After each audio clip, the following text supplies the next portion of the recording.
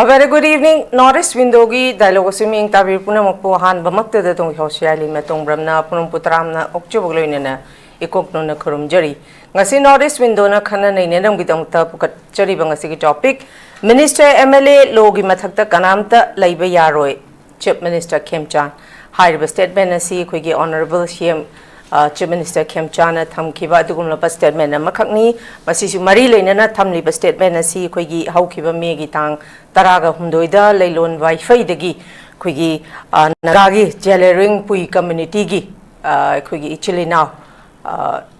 Tarukasi Abduct Tograba Matung Numit Kungani Pani Shuba Numita Kwigi Jun Gitang Tara Sida Akoi Asibak Jang in Pankibani Jun Gitang Mapandana Hariba hostages Kwigi detainees hai tare maromda naga chile nauna amuk Kwigi Pazaluba Kuki Tarakamari se hek Tadopa Nongan Baga Hariba Kwigi Nagagi Jelarong Pui community gi chile now Taruksi Asib Hakchang Oina Matuk Akanda Asib Hakchang si Pankibani Pankibasigi Marile Nana Hariba statement si Kwigi Honorable Chief Minister Oja Khemchand Karigumba Hariba Masigi Toiba Togdok unwanted incidents da Kwigi Minister MLAs Oragasu Chenaba Lairam Lagadi Makwigi Mathakta Akoi Logi Chap Chaba Cherak Pigani Haidana Kwigi Oja Khemchand Thambiri Adumakpu Thamliba Kwina Ngasi Paubada Chahi Ahom Yalakpasida Matamatamgi Oiba statement si Edumag Akwigi Lairiba Lenga Kasina Thami Adubu Thamliba statement Kudingmak Akwigi action da onthok para Haidi Chapchana Miamna justice Pami Basi Miam the justice Pirabra Haibadi Kwigi Toiba Tongan ba issue singi justice di Ngasi Pauko Koi Pangbalatri Adumakpu Hariba Kwigi Hajozik Yam Kanna Kwigi Jalarong Pui community gi Nagagi Koi Chilina Taruki Lagi Dabagi Matuk Kaaga Akwi Pangbasina Maram Orakanda Tamaiba statement si Lengaki Maikei degi Masi Kari Karamna Masi Tabakoina Ontorakpra Haibadu Koi Ontorakpangam Gadra Aduga Hairiba Tabak Asi Adum Hanadona Adumak statement Matamatam Gyoiba Piraga Adum Divert Bayana ba Dumak Oigadra Haibasigi Matang Daikoi Kanan Nerbutamanta Haiba topic as we koi Pukachabani, Pochariba topic Asibu, Koi Tongan ba panelists, Ahumna Sarukya Bigani, Ahan Bamukta the panelists, Ahum Sakaminga Konan Takchabugitan Jadung Tang, Mayang from the Tamjagi Ahan Bada, Oja Jitendra Ningomba, President CCSK, Oja Jitendra Ningombu Taram Nokchari, Tagachariuza, Ahum Anisu the Kwigi Oja Chandra Kumar, Advocate Oja Chandra Kumar Busu Taram Nokchari. Ngasigi Kwigi Ahum Suba panelist Oja Sankasar social activist ni Akwigi Oja Sankasar Hozik Kwigi studio da Yautabana Mara Moirakanda Dumakoi program Simakaza Tazage Oja Sankasar Dumak continue Tawirakani Masigi Damukta Ming Tabiri Bokai Punamang Pigani Ngasigi Pugachariba Kwigi topic Minister MLA Logi Mathakta Kanamta Leiba Yaroi Chief Minister Khemchand Hariba Kwigi topic Asiga Mari Lena Bayan Han Bawang Say Oja Jitendra Ningomba Dalak Jage Oja Jitendra Ningomba Kwigi Hana Kwigi Maitega Kukiga 2023 dagi Toglaibe Irang Sidagi Hendoraktana Hojikse Tangkul Naga Siga Kukiga Kwigi fusion of reaction Haitare chain of reaction Pura community crisis Wina Lakba Adubu Lairiba Kwigi popular government Ama Lakpadagi Miam expect Tonarambasi Akwe Kara Kajikti Mishimina si Handaradra Haidana Kanbani Adubu Mishimina Handabagi Mahuta Hek February Tang Mari dagi wasak Logi Badagi April Tada Mui Punna Taraga Mathuise Laide Madu dagi Toiba Kugi Matang incidents strong Lao Bigi Dagi Kui Makoi City Kenoda Makoi Ani Laidaba Dagi Matang Toglak Pasinoza Dukmatic Yambre Masmaina Toglak Pasina Maram Oirakan Sida Akoi Toiba incidents Sing si Adumak lenga ki mai kai dagi di hai ba thodok sing ji NIA da sinare NIA da sinare hai adubu NIA da sinaram de hai bagi ngarang na han da ko headline karam bagi thodok am su lai gire ko aduma pung asi khoi gi honorable chief minister Raja Khemchand na phongdok pi rei ba no one is above the law gi mathak ta kana su laite masi de MLA minister su chingnaram chenaram magadi khoi cherak pi gani hai ri masi thamlai ba sigi su akhoi gi Nemcha Kipgen, Deputy Chief Minister gi Lairiba Handaki Naga, Ichelina Koi Taruk Laigidaba, KNFP gi Chairman Oiriba Thangboy, Kipgen gi Mahaki Nupisi, Akoi Deputy CM Nemcha Kipgen se Oiribani. Hariba KNFP gi Kaderna, Hariba Thawong si Magi Kader Singna Hatbani, Masi Todok se Taubane Habada, Akuigi Home Minister Masamakta su Hariba, Koigi Nagagi. Ichilena akoigi iche singa manasu hariba nemcha kipgen se phabiu habisi oza khoi social media da sodum thengnajare ko adumakpu magi nupa gi suda laiba asumlaba khoigi organization amagi hariba chairman oiba thangboi kipgen gi magi kadarna hatpani haiba khanglagadi mahagi nupi nemcha kipgen deputy CMC oza adumak sungchoi choidan khangani na magi nupana hariba suda laiba organization amagi chairman oire aduga mahaki nupi loina bina mu khogi India lenga na piriba constitution sigi provision gi makhada piriba mayam sigi o taking ga tawdana wasak laudana mahaksu yauri bane boza ani sigi marakta contradictory di aduki matik chauna lei adumakpu magi nupana tawba thabak haibse magi nupi sungsoi soidana adu khangam gani habse oza masi miyam na khangnadana leirabani adumapu oza Khemchand na thamai ba statement je masi miyam na di adumak matam gi haiba statement ni haidana itha thajarang gadaba mande adubu oza Jitendra gi maikai dagi di oza Khemchand na thamai ba statement je masi thajaba yaba thabak oina onthor kani haiba gi thajaba di leibra kamain taw jang to yem gi bupum nam bu kongno na ikai kum no buchari hamne di panelist amadi anchor pusu ikai kum no buchari sisi amna no aitaba akhoi gi tanja ama haibatare akhoi gi hujiki mirol si aina ngasi badi today habanate hujik oiriba filmsta hujik oiriba tanja si amna no aitaba akhoi gi punchirol gi tangka kamada akhoi thungnare masi kamdong na oirakpano hana haibana sum yengakpa matamdadi hujik tasengna aikoina leiriba uriba aikoina ngasi leijariba leipak manipur haibase masibu thugaiba pamba kangbu amaga manipur subu kanba pamba kangbu ani amaga ani ji koiba conflict ni haidana hairuidebagi maram leite aduga hairiba fibum se tananaba honaba matamda kanana architect toge haibagi potsu aikoina dum khangba ngami haitare aduna leiriba aikogi fibum sida aikoida anti manipuri haidare aduga manipuri gi integrity sigi mayugda thabak toriba anti manipuri kangu singse kana no an thirekpum tamdi ngasi adum pandaba yadabagi adum palabani masi koina mostly cookie gi ideology that hazaba aduga someone kana ug kharana cookie supremacy ai wai season haidare masi gi ideology de sat pakangu singsina manipur se thugaina na bkhona pot ama aduga le mauriba jati mayama cookie haibaduna yahugdaba lehoriba mayam sing aduna manipur gi apungi sakamda hingba panba aduguma kangu ani sini haidare aduna masi aina sum yengjarpu madamda adu origadi cookie loinamak cookie gi praja pumnamak oinamak manipur thugaiba pamra haibu wangse hongrupa targadi madumang natte madumang natte kanaguma mui kangbu kharanani ada hairibu kangbu mayam susu kamaru oina cookie gi supremacy gi pangal sagal se kanano haibu madamda khoi kene amsung kene haiba lalo group ani sinadare hairibu lalo group ani se kanana linkat kibono kamain linkat kibono haibigi wari singbulama ai wanda ai lejai matam mamda 1980s gi matam da haidare matam du da India gi kanogi union home minister oikiba Mr. Bhuta Singh haidare hairibu sing asigda memorandum ma pisan gi haidare hairibu memorandum si khogi kanu da haire ai yamna detail on da hajiro kharkling kangthok jabani masida Dr. Nelson ba kanogi basumi haiba oza amana pirakpa narration ne haida reference ne pijeri mana pirakpa amagi matungina madugi hairiba lal hobu kangbu singse kanana sembada achobu thawdang logi haibu tamda India government ka achobu thawdang logle me aina pajiri ba laksi kana gumana pamire gadi ai matuda ai pijage masida loini yawre kaya yamna paisa thadi kibage Cookie National Friends Sham Nakona Bada, Aduga Cookie, the Kanot Sham Nakona Bada, Mika, Han Bada, Kanotogi, Training Dogi, Pasaka, Hadigi, Haibudo, Loni Aure, Aduga, Yamna Nuayo, Indiana, Agrovino of Indiana, Aduda, Amuk Yamna, Nuai Bomana, my dead colonial Hazage, Mama Matamama,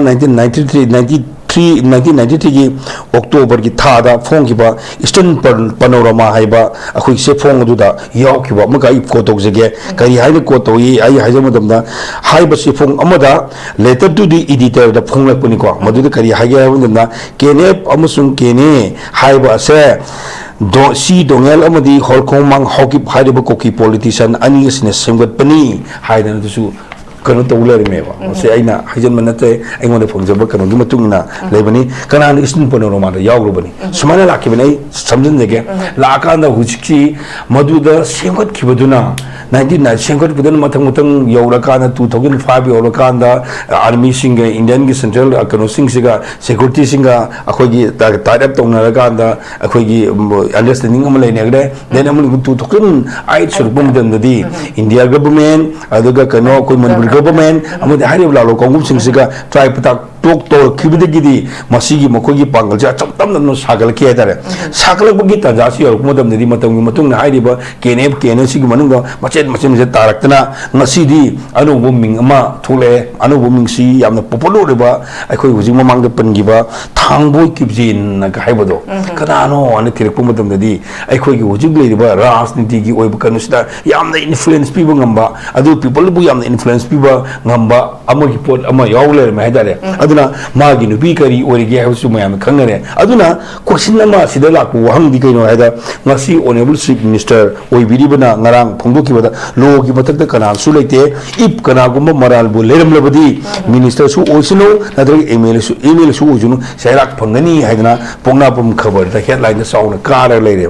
yamna phajare statement simadi yam phajare adubu thabu ina pangthokadra haibudu madi mamang da lakhiba mayam singi matung na koi sumnatagi wahai ina phongdopu ogadurubra aduga thabu ina pangthokidor pangthorkadurubra haibududi ekhoi yengba tari hana mamangi lebiri lan hek khorukpada la mamangi hansi minister obi muduna sizina bo haije lemna tharoi yes lemna tharoi je eda hai aduga handiki lebiri ba honorable chief minister na haibasina NI da sinakre NI sinakado lemna tharoi haibdu thagi de means lem thagi haba ma wahi wani kan thodu tawgi de ba tawbose man ngamangam da waju di khangde ai khoi people sing ubudadi people sing khanbudi lem na tharoi di haraga lem na tharoi bi thabu kai to krige waju wang amo kha hangduna lakki bodo hojik honorable chief minister nongna lakki bosina di manasi NI da sinagre si mayam am toina hakre NI da sinakre na hanjana harka da hojik miku khorigi mamang da enkan habira modo NI di sinakre haraga NI di pawgyom de na wahido adu lakunina akhoni kaya yamna si oigadagi abuduri wahang oina hangi aduga sigi tanga sida yamna hangba ya wahang mana laibiri ba chief minister sigi makhada leriba naga singi yelung singi muhut silaganda deputy chief minister oibire ba akhoi MD khona haiba ma yaw wahim sawi suda leibusingna naga singi mi sing hatkibodo yengduna leiroi sida la isi suspension of operation 2005 amchum 2008 dagi ngasi phogda lakki base aikoina mokoin inagi bu agreement gi matung ngadi sahi khuding extend tawi hai aikoina 2023 gi matamda aina kokomi de lejering tanja da kanna manipur miyam no movement to bagi extension to we are in extension to ki da bagi tanja ma loire matung da lo selak bagi 2024 gi hola polo khelak tanja de amona action to ki bagi pot am leire masida hangbu wa khangdi aikoina ngasi manipur bu thugane na bu khona bada manipur gi tangdu leita da ba pot am ore na bu khona ba matamda aikoi da nongmai ka pai se kanano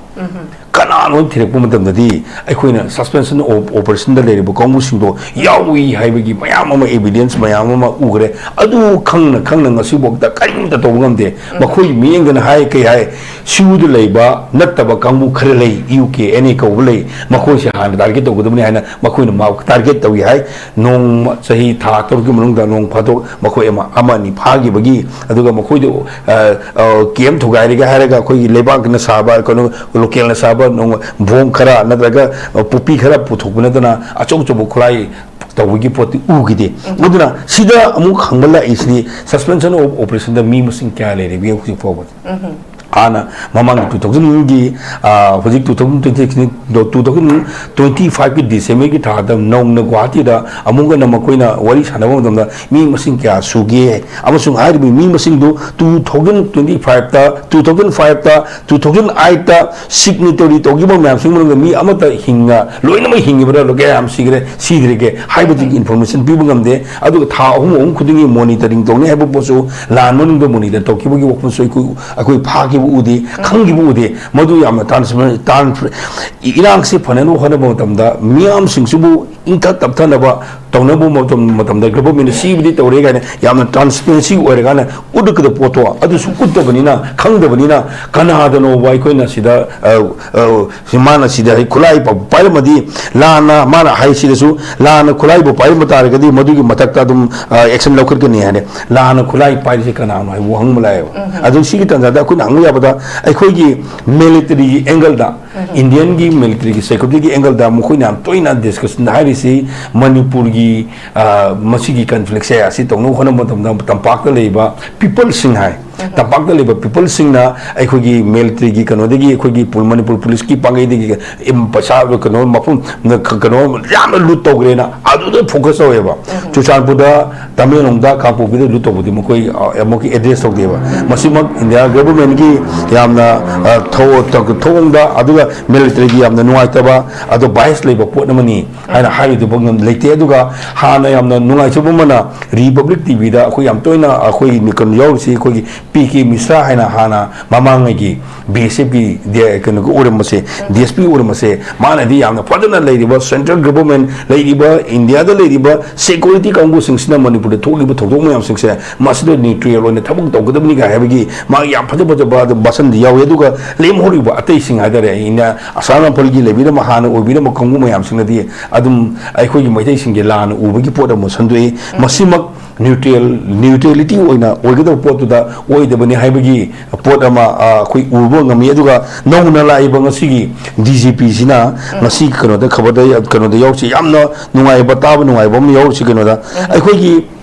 kanosi leiba police force natraga leiba mayam singse akhoi gi neutral oigedabani hojik leiba conflict situation da koki su osunu nagamar to su osunu adu maitai martu osunu leiba force mayam singse yam neutral oigedabani haidana magi khongchat chujanpur gi khongchat da maitai gi ips loiner pa asimsi yamna fajabu khongthang amani haidana hairu debagi maram leite yam fajai tawbatubu magi aina mamangai da oirakpa atopo state mayam da conflict achobu mayam da loisaning gabani haibagi mangwad ego amaga lona akhoi lamdam sida laga khulai bo pai de da kapani da kapa yabi order to ga man mamangi magi kana da unigi haibadu modi it is very unfortunate like tibani mamdi akhoi Jharkhand ga nadraga moiskil leri bo kongu mam singa akhoi ga sangam na bi yaroi leiri bo manipur gi itihas manipur gi history se khang ka da how mato kram na manipur ne india gi part amu okibe ge base madu nungsing da bi yaroi kam manipur gi leiri ba magi cultural value manipur gi leiri bo civilization gi magi nomna magi nomsat lochato adu ngak tragadi madu bi bhato dragadi kalle hadna military force namthagini habadu mudi prithvi gi ona ngasi bokti di yate ya aduma mayamna khangwi ba pot adum ogene aduna sige marakida thoi thaudo ase थोड़ी थोड़ी से मणिपुर थुआइना लेब Congo muga Manipur Kanan lab Congo मनिगनि हाइना खल्ल kanda lebi email emadi chief minister singna tawgudu sina karaino tawruidu sina karaino hana tawgudu karaino tung tawgudu karaino haibase masi momota na khanga motungda miya mamangda statement pibo matamda miya mamangda haibo matamda madu ma hayobu natragadi lebi ba akoi mayam sing leyak panina lebi mayam singduna ai gi furup kan guduriba ai gi furup mutat kaduri ai leriba india gi oiba mayam si yenganda akoi lebak sing ngak toribra o natraga akoi gi manipur gi oiba furup sik kala kana lebak sing ngak doribra haibagi conflict ama sigi contrast ma lakadam lei aduna india kan na mo hona mo tamda manipur mahan gni haiba targadi madu ma lega ko dudi manipur miyam na accept tawgi maram tawngai sung lei leite bajai swana ahan wai tak ten tak ne ji. Thank you very much, Thagachari. I Uja Chandra Kumar dong lakchage. Uja Chandra Kumar ngasi maksuni ko khogi rims da gotona je dum thui ko hojik thui ba khogi makhoi khogi naga khoi jelarung pui community gi chilina taruk matuk ka aga khogi hatlamba asi bhakchang oina phangbasi gi da khogi Uja Khemchand na budi no one is above the law. MLA minister su chena magadi cherak pigani na hairi adumku haid statement si pangai haibo oina dum yamna longnai kaino da thajabasi lengak ta kaisu leitre adumak boina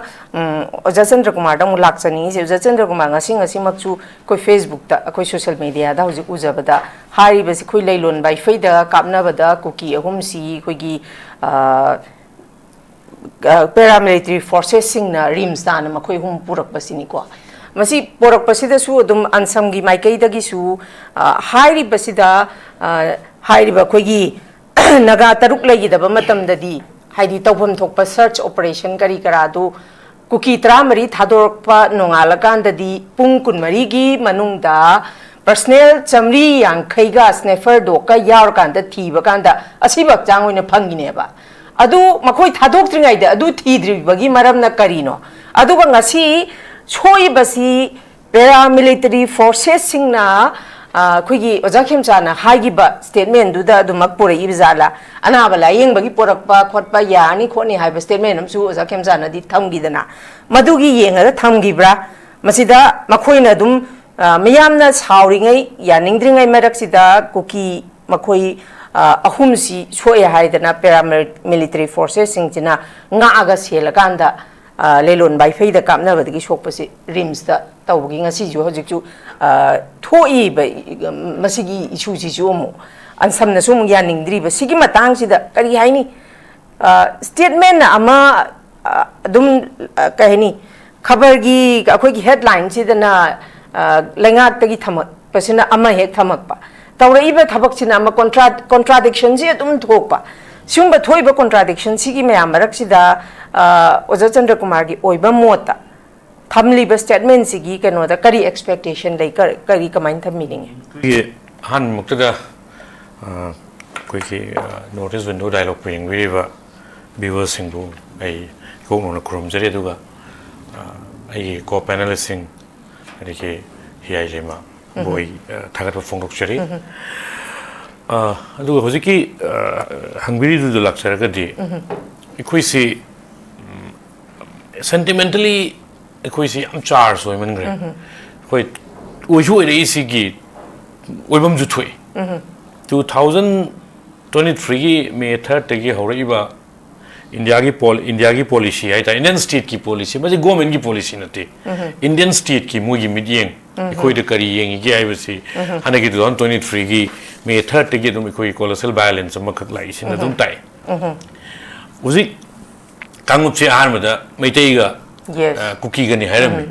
jingna mu hoi naga chinau singa kuki singa ne na mu haire huji mathang na kana ga haiba dung la e se adu tari sigi pattern ji yeng matam da thugai rak na bagi Delhi gi yamna mong yam tabar room ma da policy khara semaga leire ai jidum clear way ngasi numit swine thola ji adu tari somna swine khuman la ji adu ga si thola ji hai bagi kano ma khak pattern am khai khoinum uye ko adu khoina ahan bada aina Bharat puluba koi Manipur hai tare koi je sagi Kanamta ai ni Mathakta leite haiba koi honorable chief minister Khemchand gi statement masi chumda makti natte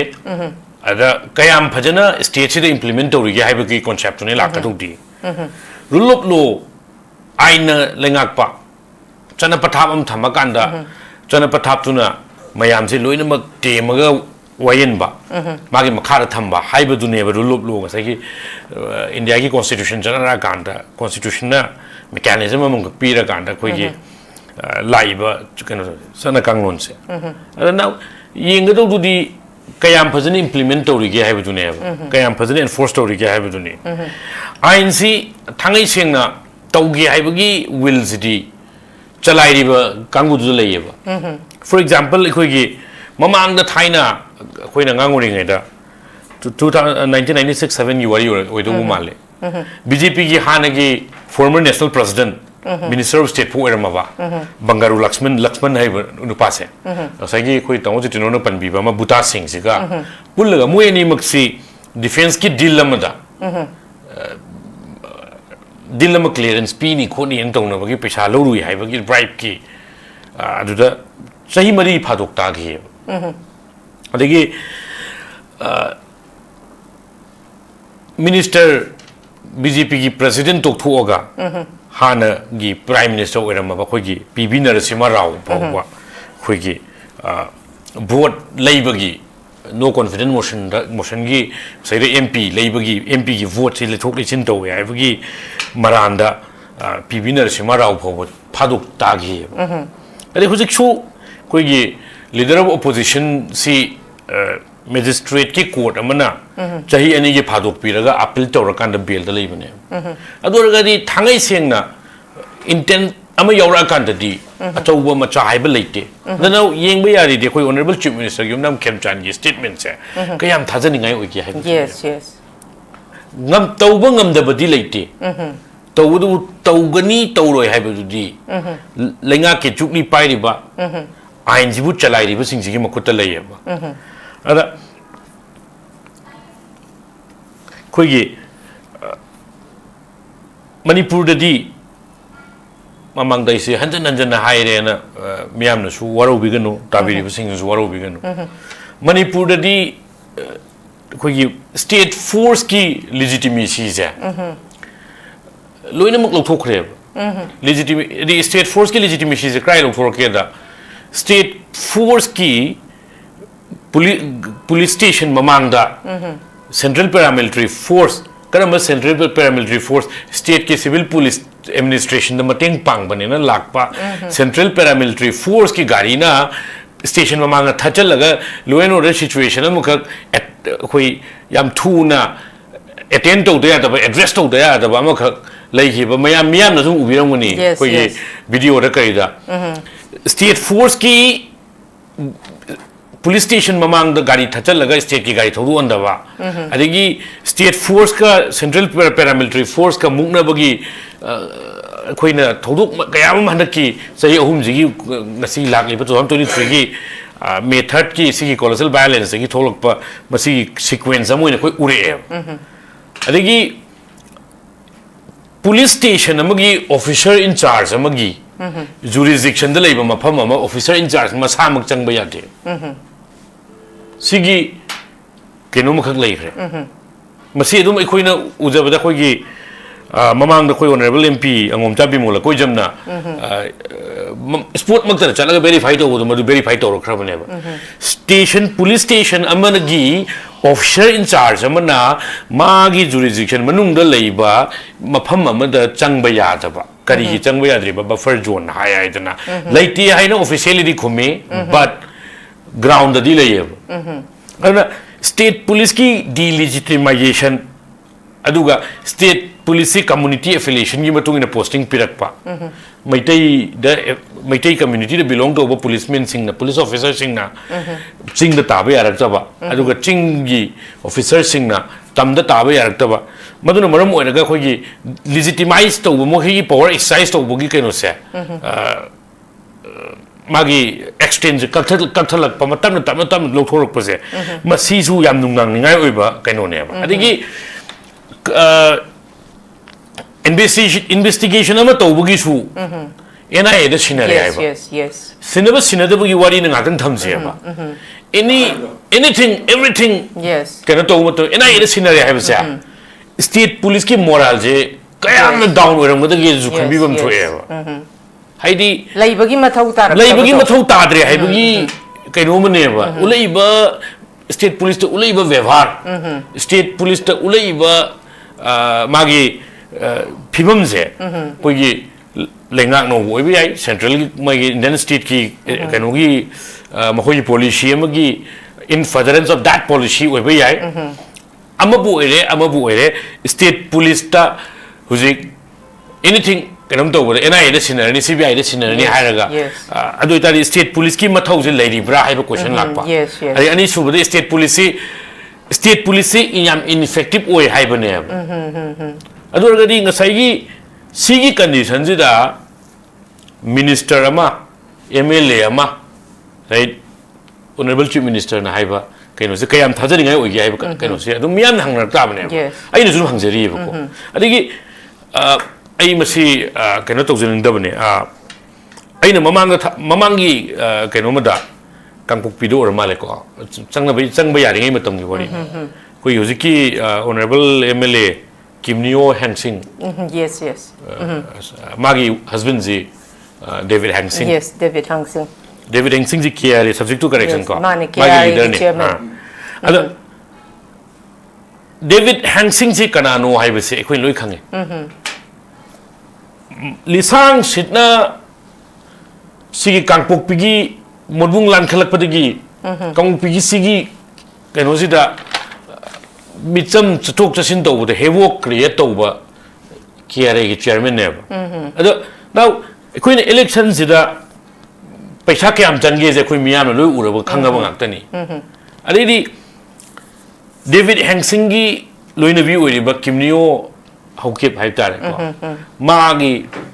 moisina kamaina political hierarchy sida magi ladder je kamai kare ya je miyam loi khangma Yes, yes. Kimnio Hangsing hokep ki election gi victory gi celebration to bude AK47 to raga nomaina pata kapaga tawbugi keno sida David Hangsing masa je phaba male ko maduda kamai tawge da matamdugi BJP go lengak se support to da bar adu matung ina thadu ki adu itara gadi hangba ya question di sigi political class da police na kari ngamni hai ba concept am lai Yes. sai power di moin exercise to kari gi ngai akoi gi power struggle power politics da number game ni adu itara ring sai mayam na khangna raba criminal amagi nupi loina bigi vote se count ore adu itari magi vote fangna ba somda kaya kadai no ma dum compromise ore Yes, yes. masi dum ekoi khangna raba ngakani ekoi yuju gi koi ngasai pan bi buduni honorable deputy chief minister Nemcha Kipyeng gi husband ju Yes. mayam na dum karino adu itara gadi ekoi na ngasi bo singlom digi kara iba kenu singji da criminal background leiba family am dagi masamak lei de haijaro aingonde amadu ek hairu matamda aingonde keno mahar project defamation case torok pisi but aina haijaga dodi adugu magi family background am dagi masi political class political keno sida masigi state ki decision making body oriba even cabinet ki deputy CM book level da changak pagi makhun amakha ekoina intrutor pagi keno makha pibase masigi circumstances sida ekoini state force na dragana state police na dragana laws ke amchina implement tor kani haibase hangba yaba wang adum oireba Yes, yes. aluga madumang na ni ngasai gi ekoina masidi miyam dom laksageba election thengna gadoba miyamana election affidavit ta magi nomination paper file to matamda form 26 ana tawraga election affidavit amaka file tawi basi ai miyam ngasi thamjage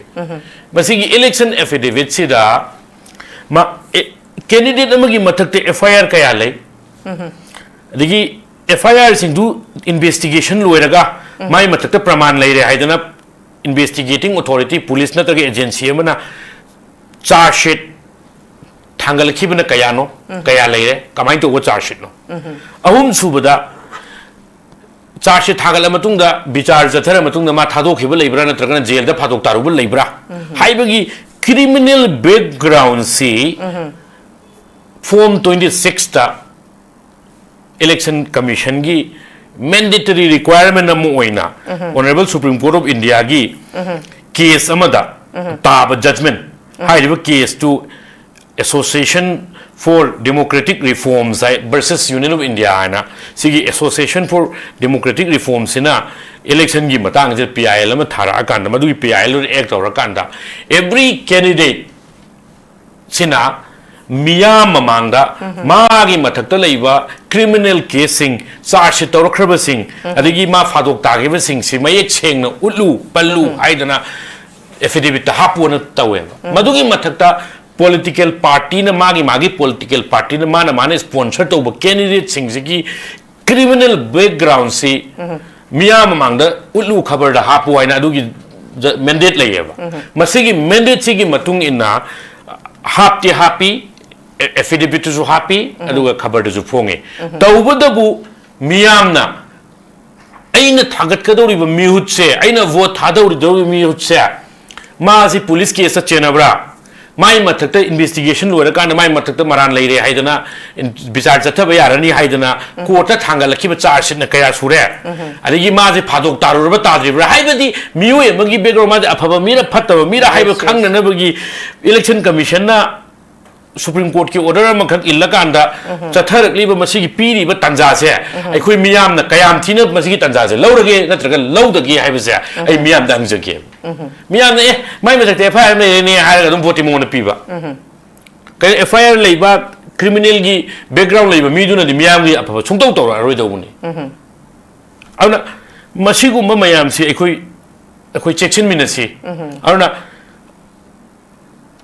election da paisa changabani na ngasagi every recruitment akoi sidi haidana kanadi yes every recruitment anything everything da adum senja thumja ja chathare ana senja thumja chathare ne senja thumja tawraga khalako mayam ndi effective investigation jungam de effective implementation jungam de anything everything da adum fail hoita ban lenga lebak se aruna ain budi mayek chengna lei nobody is above law phanayam na chawru phanna wangasu aina mayek chengna act tawra agadi adum aini makhada loi leiba ngaktani tawudubu implementation je kya mong ta na tawrige haiba duneba aduna ngasigi hujiki ekhoina rims ki dang si thoiba tawdok se ju miyam gi sentiment je karai di tholok panu hai ri bang saigi nagai chinau sing mihathi na hatok piraba nagai chinau sing do matam jana rescue to biramu ngasigi rims thoiba tawdok se thokadra adigi ngasi rin se amu mihathi na hat khre hai haidana protest tawriba singsi mong ta na mayek chengna lu ain gi si torkani hai gi thaja ba mayek chengna piraba aduga thaja ba si de ek torkani haina praja miyam na su lebak si gi miyam na ju thaja biraba adu eraga di ngasi protest tawri sing ji tawbira kadra tawbiro eba phanayam na mihathi rasu mihathi na hat chiba sing donga nongmandi phadok tarakini lengaksina soidana magi pharakini haibagi miyam na thaja bam lerama ba ngasi rim sumanga thoiba thodok je thoeba adu ji aina miyam da appeal tang tawjaning mana moi ahum sid rims ta purakre haidana rims hospital da thomjan biraga atopa patient sing gi punsida temsing na bo ina thokpa si su ai ta thamoi sengna nungai jade aduna lengak ta taina basi mayek sengna karamba atopa patient sing da anaba sing da sok loidoba mongda karmaina tawning ge haibsi miyam na khanaviu aduga hospital da thomjan biraga suji hospital mung da tear gas ka pe manung da asmana ba patient yorong gani makoi ahum khaki haktak ta patient kaya ge life jeopardize tawi haibu du so ai khanda hanjaning eba manam di possible outcome mai khoi na tawru si karam bane he na aina tawduri siga thokadori ba outcome duga karam bane na lumna logum thoi haibse koi critically think tawba mioi ba moina ai khalanjaningi hana si thamjage okay thank you very much ai makha jatha boina oza sangka sarda laksage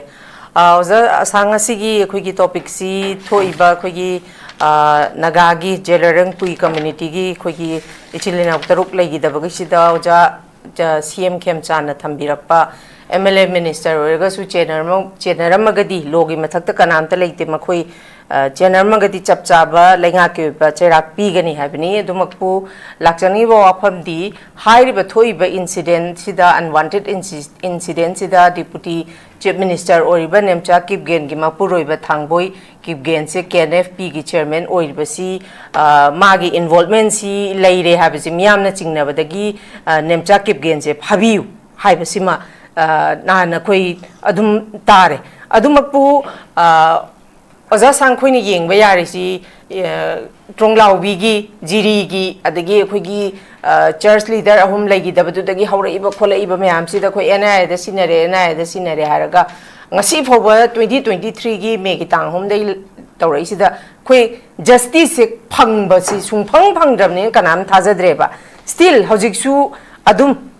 hairi basigi involvement se leire haraga su statement da di thamba da di headlines da di Log no one is above the law. Makoi chapchana Sairak Pigani Hairi. Adumapukan public sing na ditazade Kanana high statement Zigi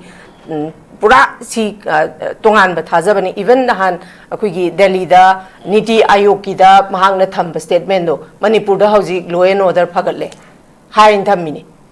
Karai the Parino, Impal area, so I see the Bazar Manung the Karakapna, the Basida Pare Haiduribra. Sumaina yam contradictory with statement aduga masi chenera me harga su oza sang miyam nadi chapchana masi justice phangani habgi thajabadi leite oza sangi moche kari kamain tham meeting engtang tham user hojikse manipur da hairiba hangliba do akhoi kari haisira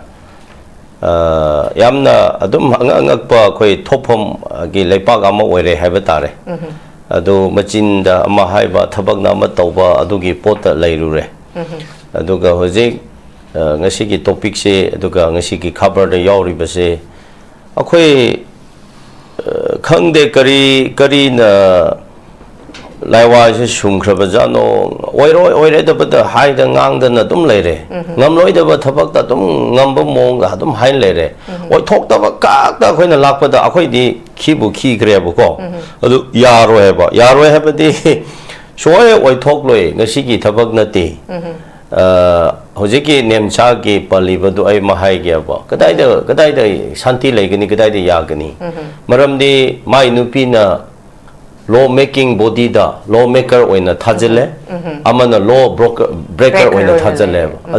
adu one family couple name couple se amana law maker oihale amana law breaker oihale adu kadai de yagani adu ngasi na khangbro ticket kada na pi kari party no haiba question do lakada baneba adu potu da mo oina deputy CMP ri adu de kanai marano adu Nemcha the deputy CMP re Nemcha se kanagi wife no haibado akhogi honorable CM Khemchand do nahandi khangdabra handak mi taru hat pada khang bazara si question a chawba malai si question a chawba malai aduna ngasai ki dolang sana na hana akhogi mantri oiraga Delhi da chalaga karimada lo ama khangdadana yes haina halakhiba Delhi da chappa khonchato halappa kanda de mai quarter lo home security tawdana ko adugi akhoi se type se ta khre manipur da peace lere hanjele haise highway da maitei ama bona chappa ya da ba hojik namu naga su yarak ta ba se da naga ga maitei chappa ya da ba dura peace hai se si question a chawb ni ko chura chambu da maitei chahi hum phare more da phare to maitei se more da kampopi da district da chura chambu da maitei ampona hanjan ba ya ta dar maitei masak udar ba degi manipur da peace lere haina harauri bazara aidi angak pane ko se sigi question la ba kada da peace lege mi tara nipa mapan phadana day 13 gi mai da ado hojik phoba thadok ta da lang la khoda na le ngara na hakak da dead body mok ta purapa da ngairi natra hojik process loisandri sumaina mai chakla mai saraga sonda victim mayam thatokpa mayam do makhan da leiri ko aduga akhoi ki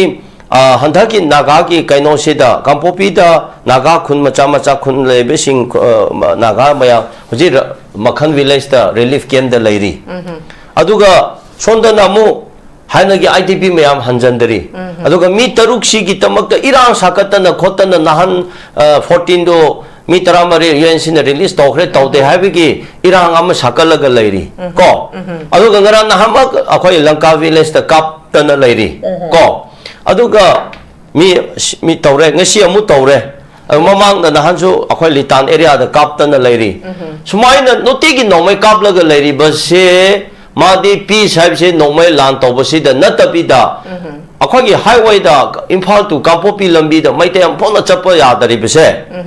more da maite leiba yadari base ta pa yadabasi akhoi gi Churachandpur da maite leitaba yadabase phare sidi maite chappa kuki gi lam oirabanena kuki gi zone oirabanena kuki gi jurisdiction oirabanena sida peace have do ma adu da min tawbajara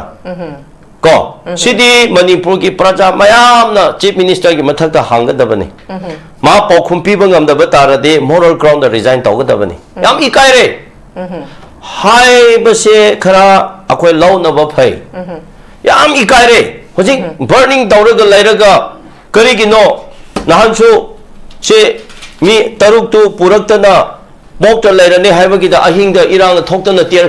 gas kaplagba control toriba natro akhoi police na phajin da adu yangan sing akhoi wari sadana khotana chali hoje sikai ma kok sanari mi kana su lep na tumba chana de sonda victim mayam hoje kaplaga lairi ngarang su makhan da akhoi chali mana noma khak chalaga adu ada haina adu yaroi akhoi nuti ki chali hoje mi 150 hena IDP sing lei kadai da char kamai tauri ma khangbro ngaramak akhoi sillaga maduge medical camp tauri ko sonda irang mayam sakali Lanka da kapta na hoji lambi chapam leita dana leiri dahan konsaku gi mi do sibadana phari basing do release tawra kanda konsaku hanba yada dana leiri hoji Senapati ki mi sing Kampopi chappa yada na hoji ti pomai mau maram mi senapati ki mayam su ukhru da koiraga chali litan lambi hoji phaba hangdana leiri even helicopter da chopper service helicopter service chopper piramado kukina mu kapthagani haina threat of the home ministry na ayaba pi da na hoji ukhrugi totally hello chopper service amu lab khre kaya the peace lege si were the what you are ngang ne bako adu bo si platform da ko haining dia ba ana Mr. Khemchand na Delhi niti ayok ta peace like khre hanjan khre habse chomi maite Churachandpur da ta dara bane na more the lebia the Kampopi lebia the na peace to leiba malen leire adu di admai haba tare adu di problem se maite na thon batare lan se maite na tare phatan analysis tawse bauja phatan analysis tawse adu di manipur gi conflict hoji problem se maite na thon batare ba ma gi wa se kadai no debate tawse ba ko ma bo support to ba ma gi imung ni yogera loina yogera sagai loina yogera loina kadai no ma pham laga debate tawse ba ko adu di crisis se conflict se maite na thon batare ba hoji ki maite se Churachandpur da later na more da lebi adar na peace to hanjale haina habi are ba nobody is above maramdi mayek chumjale maramdi there is no war in the more town Churachandpur town because maite is not there Chandra adu di ma adu da haiba tadro Yes. aduna aduga hosida minister MLA law gi mathakta Kanamta Leiba Yaroi haiba wahai tu karino adu di ma akhoi ki nem cha kip ken se ngara na khangbra ba ngasi mi sibadu da moi gi husband ki kaino sin involve tawre haiba kanda sone boost tawre kanda ma adu da khangla pro da wasa lotri ge ma khang da bro haiba question ama adu ga lo thukari bi se kana lo gi thabak ta thotri bi se kana praja ro praja ki khut lo se leibro law making body di law se ki ek se tawninga authority di legislature sing the people ne Yes, yes. adu di MLA mayam mantri mayam du na tawdam na tro adu di hujik di law gi mana action lokha kini ase kana do no MLA mayam du hana lokha pio praja na kadai da law thukai ge praja di ek the level law the level punumak to tawbiyo hai bane masi oja JEETENDRA khoina lead tawraga NRC updation tawbiyo haibase law laitaba law wango da haibana tine law da leiba ek da leiba photo haibani ne ko census niyom chumna tawbiyo haise ayin chumna sijina biyo haibna adu nang phuda tawle hoje cookie area da census niyom chumna tawde ko SR 파우버다수 줌나 따오다바 뭐 에리아다 돌아가니 아두 kumadu government에 영살로 하이버네 아두 영산되네 아두다 그나 야우리 국기기 MLA 매암도 시기 센서스다 뭐이기 야우리에 굿하 굿 야우리에 아두다 로투가 비시 그나노 프라자나테 ngasi시다 프라자나 마얌나 시다 ngasi protest or rims다 토프시고 로투가 비네 로그드로 노 terrorist 네 하이나 로토피오 하이버네 마람디 미 따루기 호지 보디도 부럽거든 강해나 사 끝부금나 끝바두가 미 오빠를 사르가 핫부두부 테러리스트 거들데 그다이다 테러리스트 거그니 마두 테러리스트 하이나 반토피오 하이버네 아니 슈브다 나가 강대 메이테 강대 쿠키는 우버 모팜다 파르가 하리 깝다나 레리 쿠키 잡아야 돼 메이테 잡아야 돼 나가 잡아야 돼 모두 란봐야 되다나 레르가 쿠키게 밀리텐 테러리스트 쩌타리버 미싱도 아소포도 임파도 부러를 라이 끝나르가 레버 따르데 마두도 government 아무 protection 피를 레르데 then who is the sponsor to the terrorists in Manipur? Yes. Yeah. Clear. Who are the sponsor body to the terrorists in Manipur? Hojiki me sengkrena. Yes. Terrorist se militant singse kanana sponsor tawbuno kanana thakbuno haibado kanana chakbijabono kanana yopbuno haibado ngasisina meyek sengena ha ngasisina meyek senge maramdi hojik ahum asopo puraribado terrorist chathariba mineba ko ado sibaina card ka tawraga hojik rims ta thamme haba ado naga maite mayamna haibadi moise terrorist ni lothopio aduga karigino nagadi maitedi kampopi da chahandraga noina moibu simphada de security piraga purapdo noi partiality leire nomdu chumde moida doi tawrade naga singsu maite singsu escort piraga chahalo haibani aba that is our demand aduda kariya kaiba lege aduda kahali budo lanhali budo kanano aduna masai yamna telapa answer to amana law breaker oiba amana law maker oiba aduda ani duna family amada leire kadai degi akhoi kadai de yadaba adubu I want to ask to the honorable chief minister ma ngarana ngisina khangbra ha and all the BJP leaders BJP parties ngisina khangbra haibse asi akhoi da achauba question ama leya aduda akhoi na haining bidi hoji leibak se da totally law and order se fail oire failure oire ko masi akhoi emi tawgadabani aduga rules of law se masi kanana order tawgadabno implement tawgadabno act tawgadabno hairdi government authority leba na ai na te ba ado authority duna tawgadaba mi duna tawdari kanda akhoi praja da tainabadi yaroi ba ko ado na ngasigi thodok mayam se law phajana chalaidaba law chahandaba punamak se de praja da tainaganu kanana sunate matam matam gi sasondo maduna ngapa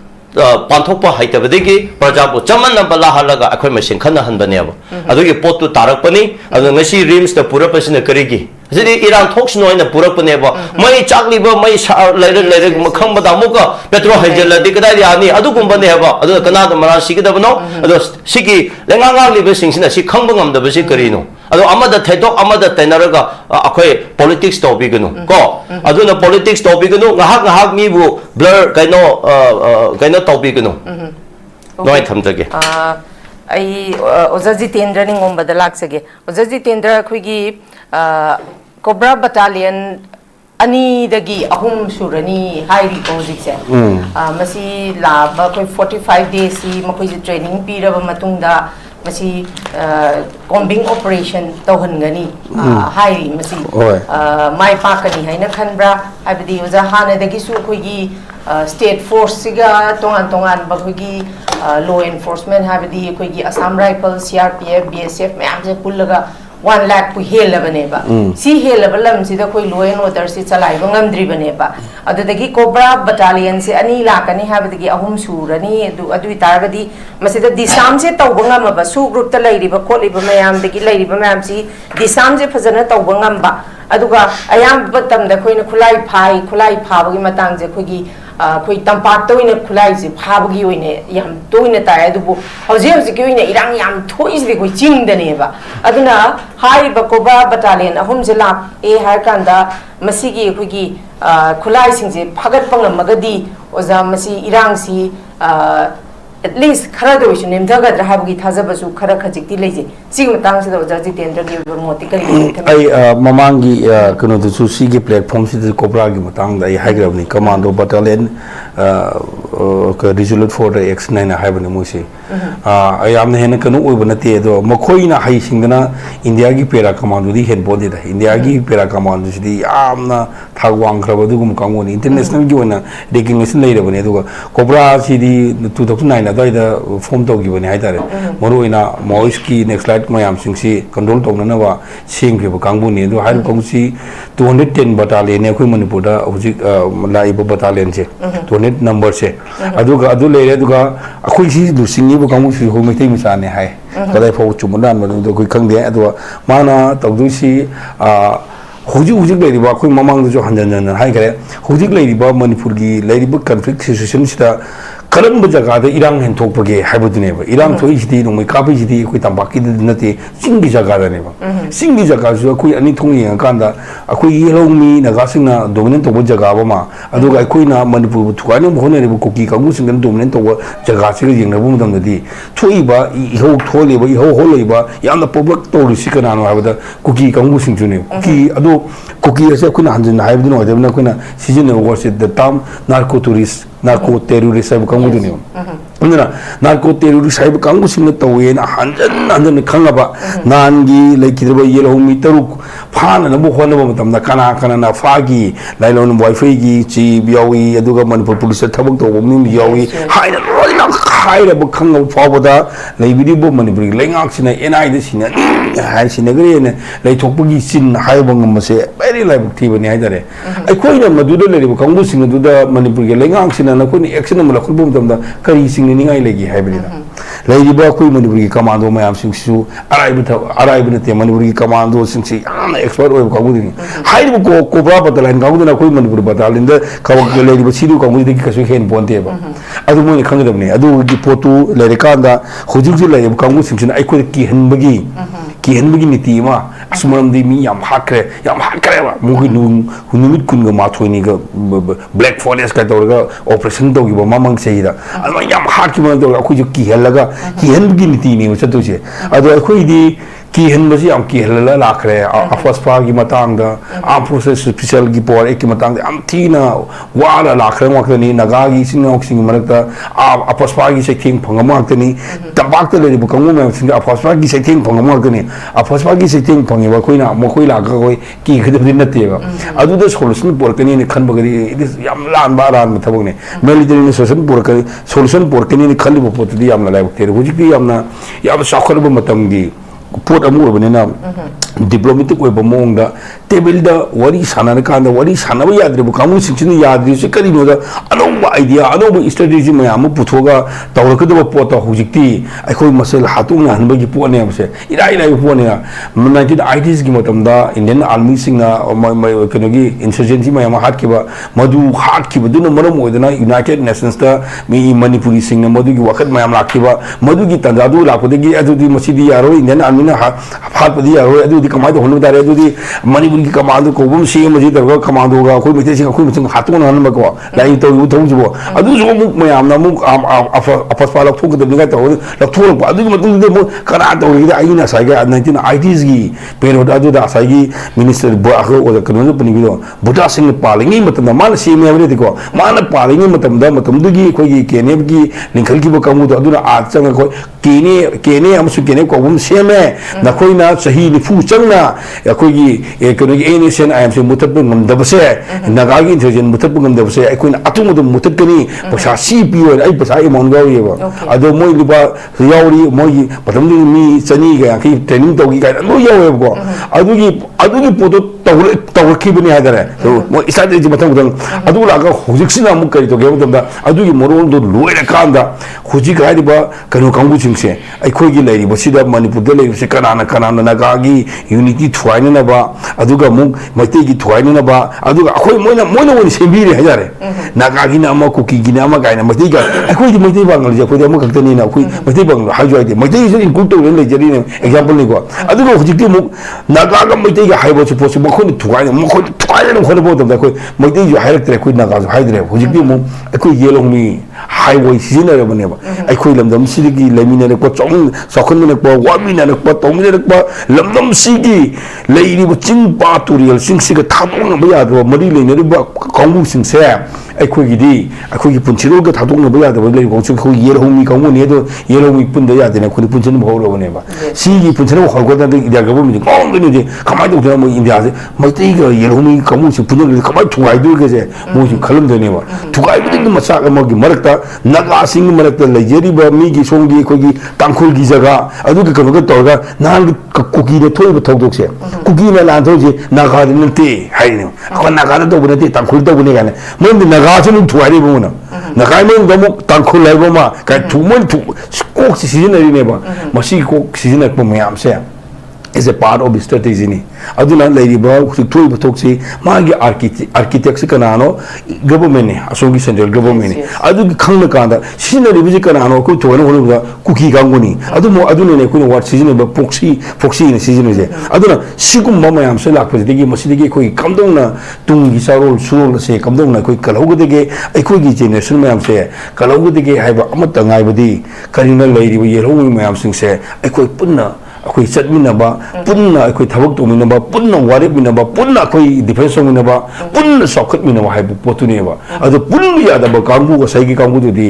अमदुदी मखोई परा तमिबम थेबा याद्रगदी हया मोई अदो मोजु खंगमगनी मोजु खंगनी मखोइना सिजिनेबा नीतिसि आर्था शास्त्र ने सने क्याने इरंबा मगी अदुदिगी Coke थानबा आक्तनेबा Indiana सिजिने Coke माजे आर्था शास्त्र एबा लाइक तो सने क्याने इरंबदो मदुदिगी करम नंग यंगबो मुद कमना हाउ टू nang kamai tu treat tahu deke nang kamai tu mana loksan dia kau betul kaya lo jauh ni adu ki formula tu ni betul na hujik lagi film sida lagi ni berlenyak pa lagi ni macam isana khang dena pengang tu nang bigano isana khang na aji tungam sakit dah mukta koi kari guma kara thabak kara tahu gaya ni khang diu adu nanti lagi mama angin mana persanang lagi ni aku karol cahunga ni fu mangala ekor dia sih yang thokan ni kan khalaga buat kah ni adu di di thaja wale hana mama angi lagi ni ba aku miru natre wa ba ya bu ware kapen ba ya ba masili wani amu khan le re asuguma tanzas de mikro thok ba hor bani manipuri miam se aduna ne me ko gi langa ko ko jin ko cs ko pujina ro ko cs lo pujina re cs mar da ko kem to ko de mai gi di karu de isugi matung na tonga tonga chole bani ko apun ba body bole re hari bo body sungduna punsil la bani na langa ko sinu jo habi ba na ko punsil ro na ko punsil jare langa ko punsil ra huju bi pibun sila tungi sarol surung kita mukta khalaga thabuk da biu aduna tragadi tha yamdre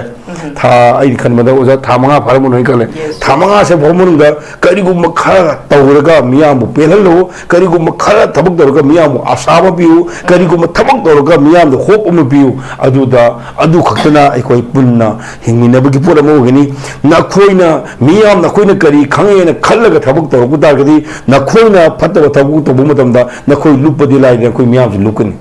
aduna swati chinjara kanda khoi apawa thabuk khari to biu military ki sasana sahiba do boina laga military ki sasana khoi muthit kani haibu gi potudi hoji ki 20 ga first century lo selak po 20 second jo selak tan ja di yam san ne dra ba pot amani haibu pune I thamjake. Okay, thank you very much Thagachari. Ai oja Chandra Kumar da mu lak sage oja Chandra Kumar handaki khoi gi naga gi chilinao अखोई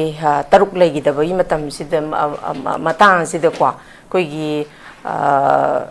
outer की MLA उबिरी बोजा Alfred Arthur की सी मागी मतांग जो कोई Kenta याम silent होइना लेगरे नहान कोई की MPCC की स्पोक्सपर्सन अमन बुद्धि महाग सी मसागी अनाबा मा हाइडी पर्सनल इशू है कदरा लेये न थम्बीरमी अदुमकपु आई सा अमसु मियामना हंगबसी मा मसामक नगानी अदुमक थोइबा इशू सिदा माके माइकेदगी हाइदी कंडेम तौरक्तबा अदु मसिगी मतांग जि तौरक्त्रिसी मतम अमदा आउटर की वोट लेप मतमदा ngsaigi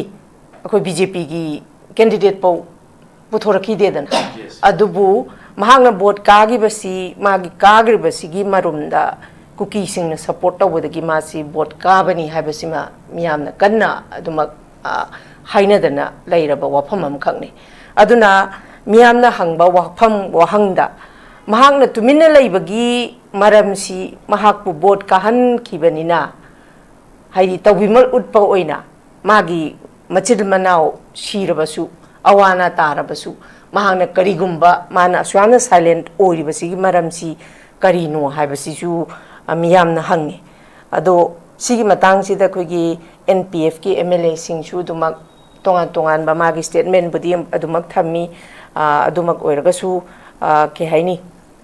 miyamna dum expect tawbudi react se yamna ka tawgadra haina khanba adumak po khoigi mitei gi masing yami basisu khoigi mitei singi thokpa matamda dum react se tawde sigi matang se oja gi mot se kari kamain thamdini ne khoigi oja Alfred Arthur gi matang se adu ma ai thamjake hoi masage anaba ma leinai su hujikta adum haibi ta je hana ta jade aduga aigi wakhanda phawjaba amakak lei khoigi hujik manipur gi fractured polity gi issue si yenga akanda haidi aina he ngarang na je yam kanna feel to bom khak lei makhoi ngara mioi mari handak kriti chakra saure chakra phange mioi mari sidaida manipuri muslim ama yawe meitei ahum am yawe adada aina yengjaba social media da ujaba amakak ujayeba hojigi Rizwan Malik subject to correction ka in Sweramagadi Rizwan Malik says squadron leader ne magi hojiki magi medal phang bang magi award phang masa sigina muslim ichil naw singna promote tora thagat pirakpa aduga muk koi Deepak adigi ama mitimcha ani haijab tare ko sang them gan magi amuk oiragana mu maitai singna mu thagat pa sigi maitai de affiliate tauba manipuri macha amana national level da achievement ama leiragana madu maitai singna endorse tauba aduga muslim singi phangagana muslim khaktana mu endorse tauba naga gi phangagana naga singna dum endorse tauba sida kadai du sigi aigi community gi achievement da ikoi celebrate to do kai su kai de ba ko ada sigi marak sida ikoi na kawba ma khakti koi loina mak se manipuri ni haiba sidi kawan janing de Rizwan Malik na phangba du su manipur gi ni Deepak na phangba du su manipur gi ni Toma na phangba su manipur gi ni Mary Kom na phangba su manipur gi ni Mirabai Chanu na phangba su manipur gi ni haiba se ikoi kawbagi amaka ain ujaye masigi phenomenon amaka adu ge pusan jarak ba ikoi Alfred na sa Alfred Arthur outer honorable MP na nagagi issue nagagi magi community de affiliate tauba community manaba moi taruk miyathi na tamchina hatpire hairakanda magi oiba voice silent oi haibane ara compulsorily naga orgari naga gi tawbirakti haibane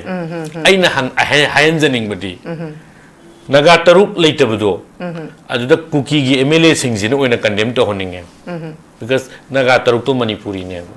it's not ethnic line the condemnation appreciation maitai shiragana kuki na ha nokpa kuki siragana maitai na ha nokpa nagana soogana kuki sing na ha nokpa nagana adagi kuki na siragana mu nagana ha nokpa aina social media da uba norms ni masi aina haijabadi sidai ji da cry no mystery je kaino ikoi manipuri ne do kaw re humanity above all mioi literally religion ju lei roi maitai ju lei pangan ju lei kuki ju lei naga ju lei roi adu nang sai ga ina haijabdu ni naga chinau taru mihathina hatpasida Alfred ki kholau dagi di community manadaba maitai gi kholau community manadaba naga gi sorry kuki gi MLA singi kholau do mihathina hatpase niyom lale mihathina hatpasingo ain gi matungina dani piga dongni hana demand do adu ina to honjaninge kana sa alfred na tawbududi man tawragadi oh nagagi ni nagagi tawbuni hadra lae ai maduri la anjin tawroi do buni haijabuna te ko tawbum di thui ni ma masa na yin tare ko kuki gi MLA sing di makoi haining ba kaya ma leiram ka su ko makoi the threaten do ma ya ma leibani na to adai jaga du ne ba where is the rule of law yes ngai honorable chief minister ni kai hai yes nobody is above law even minister can be held liable or punishable under law however now the question is even MLA sing minister sing Pauba nongmai matonda ransom hostess thamakanda moina ngangning ba condemnation bu to ngamdre hairagadi now where is the question where is the rule of law where is the question of implementing law with all applicable application to every citizen of the country or the state honorable chief minister ngai hairiye natra kai hairiye chief minister ama power deputy chief minister phawba logi matung ina phaba yai hairiye ba now miscreants kharana legislature sing jo ina hostess tham phawba da ngang traga di lokai chatna ri ga bu ne adu kamai implement to duri ge ba do ra di adu ra ina haijabadi maitai gi asok apan yorok da maitai na condemn to rak tab duri arai bane kana da nuai ta ba dum phawni community feeling ji mi leibang ak tani mi ba ma sani aina hena to honjani mudi maitai gi mi ama sibada uzuzi khanari na haiba kuki gi legislature sing da gi strongest condemn to ra agadi idea of manipur lakani nagagi huzik taru mihathina hatok pi khare yam nuai te thok se ko u ba nuai te aidi mogi thok kano to budu tai ta bu ta dre adi shock amal lekenom leibani adu gi condemnation se nagagi civil society or nagagi legislature in condemn to budu di community affiliation gi mutung ni tawrok pane na laura phawbada tawbibam tho idi kuki in bi manipur na lawbiru this is wrong akhoi gi ikuta chanba akhoi si nagai chinau sing sidai da phara matung da hatok pi basi masi mioi gi hauna lon chat nate khoi mioi bu oi si akhoi ain ngak na chat sena kuki in bi manipur na lawbiramo adu kuki gi legislature na leibiri ba kuki MLA sing sina lawbiru madu argadi akhoi hingmina ba yar kani kuki sira kandana kuki sire na awa phungdokpa naga sira ganu naga sire naga na phungdok chaba maitai sira ganu maitai sire na waiba kuki sira ganu maitai na harauba naga sira ganu kuki na harauba hadi akhoi masen adubu sigi vicious circle jil lei re khoi se masi lei ba se karai de longri to ta dagi di adum makhoi gi goal haragadi makhoi gi pandam haragadi makhoi gi pami ba separate administration je makhoi di yamba yamdaba makhoi unity oina makhoi di pura lep khre ba si pidragadi haidana aduduna amabu oiro any maitai bo oiro naga bo oiro si ba sokpa matamda makhoi dadi aduk hangna humanity habadi phawromgani habagi hoi mioi bani haidi khoi adugi chahi da sangakhiba adugi chahi da sangakhiba habagi amazu khaidokna lairi adumakbu makhoi gi dinga sagi pandam makhoi gi separate administration natraga UT ma pi dragadi habagi pandam du da chap yungna lepaga laigrabani na makhoi dadi thoidokna madugi keno dudi phawromgani habagi thajabadi lai ai adu thamjarake huzik kuki militant sing na tawri chathar liba proxy ga sai tamo de tenor pan biram madu proxy war ne haibi budu ne kuki loina mak natte santi pamdri je haibu haibiram ne ko aina haijo amadu aijo endorse tawjage ada haiba kuki khulai paiba singse sida enabling power am khak lai se si mahana thamjage adu ani subada ngasai ge khoina separate administration na mahoi lengna lei haiba se huji kaira ine kaina hana kuki MLA ni kano tara cabinet minister ni tharaga haram boju deputy cm oi ba khoi nemcha ki bian yauraga loina mak se separate administration endorse torom bane makut ki magi signature yauraga khojek yauraga matam gi oina bulletin thoga separate administration UTPU with legislature haramine ba Hojik adugi demand do kukigi MLA singsi aidi leitre na lugjaye manam di moyi Manipur State Assembly the online haigera non online haigera live haigera hojik Manipur gi mainstream da changa khre adu orgadi hujik kuki gi separate administration ja lieng dana lei je haibi gano ba moi ji mai jai tharabani maning halabani oiroi ju khangabani oisu oiroi ada sigi khulai paiba kangbu sina ngasi chatharik liba Manipur gi havoc se Indian state na tongjala ganda tawbani haibasidi mayek chenge kan pattern trap mani nagaga maitai gi khola asar phalo thu oi ju chap mana ga lei sine ba masina dum taksai ba ada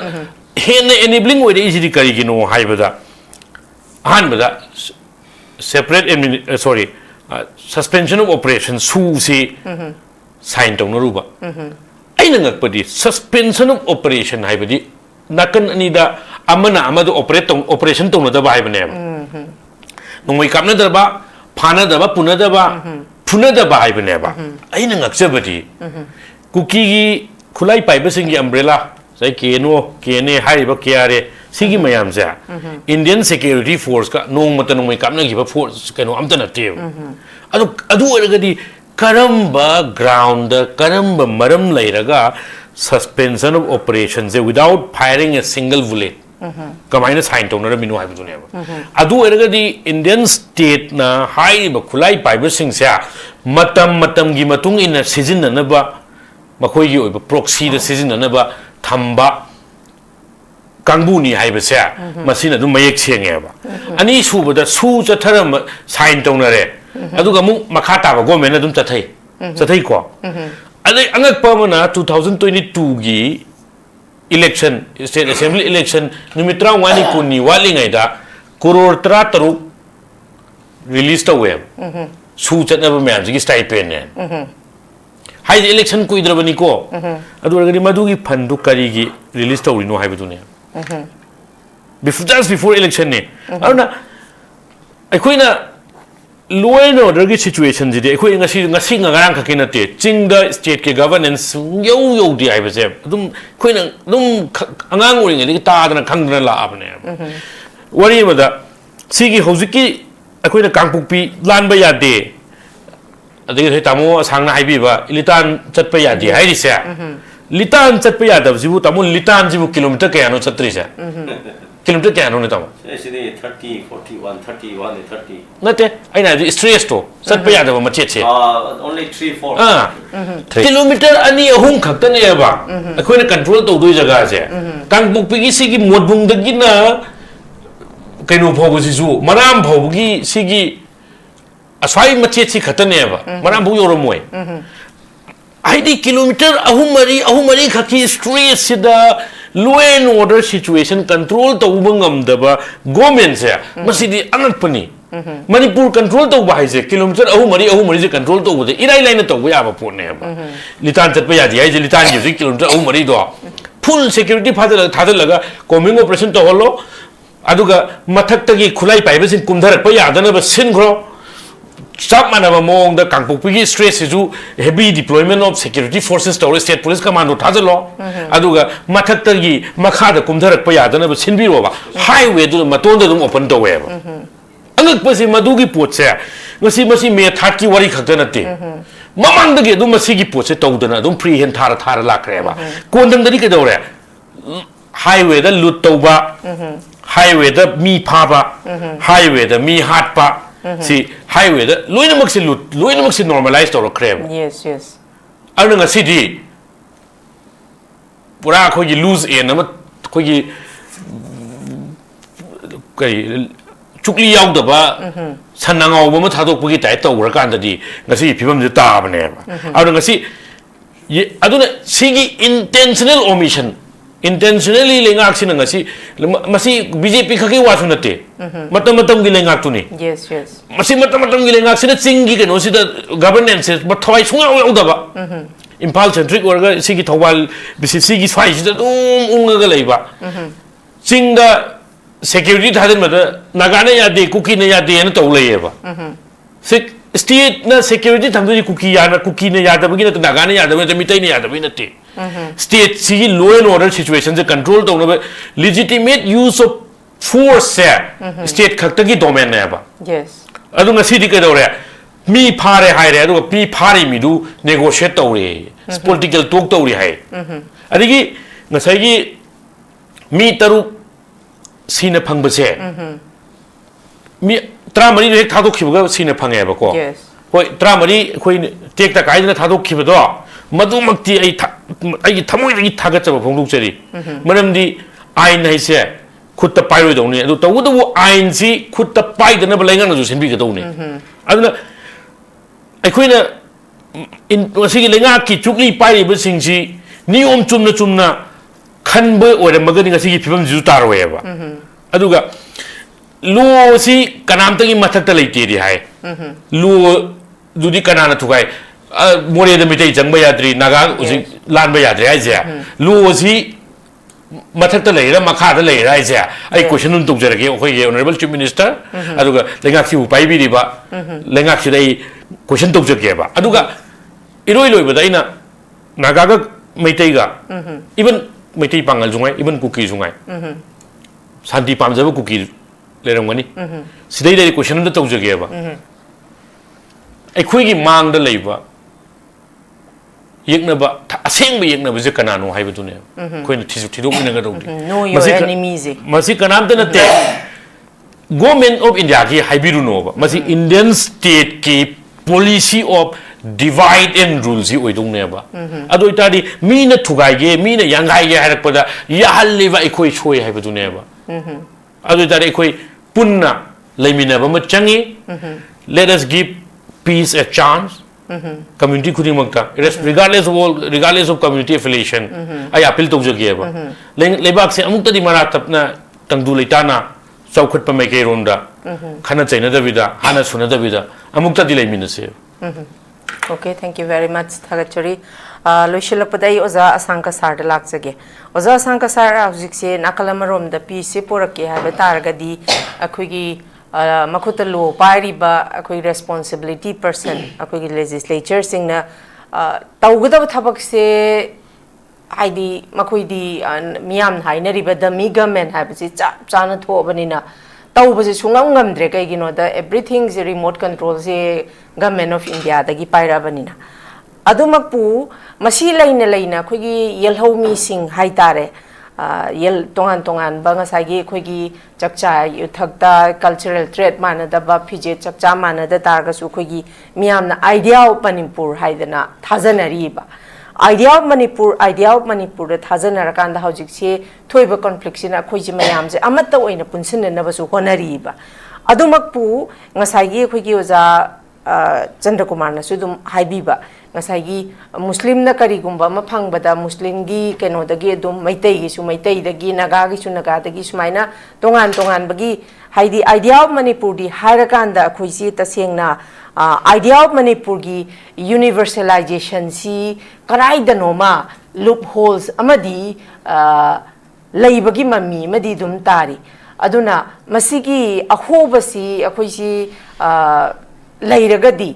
yelhomi ekhoi myam sina until and unless punsin bangam dringai gi ngamdragadi hairiba ekhoi gi responsible person sing jisu ekhoi makhoi da para tambi ba duga masi khara khajik tang wana thokadaba male habdi haidi apun mana pangal ni habji myam na khangdana leirabani sigi matang se idea of manipur di hairaga idea of manipur gi universalization se karai da normal holes leibagi mami chauna ta base oza sangka sar masi kari kamai ni yengbe oza sangi oiba point of view se kamai thambe ate hari akhoi gi peace haibase kadai da min togada no hoji manipur da peace ki wafam se laktriye sum sasinaba tausinaba na di yaroi ko aduna peace lakpasu yakiroi lai na sida krana du da hayaba maramdi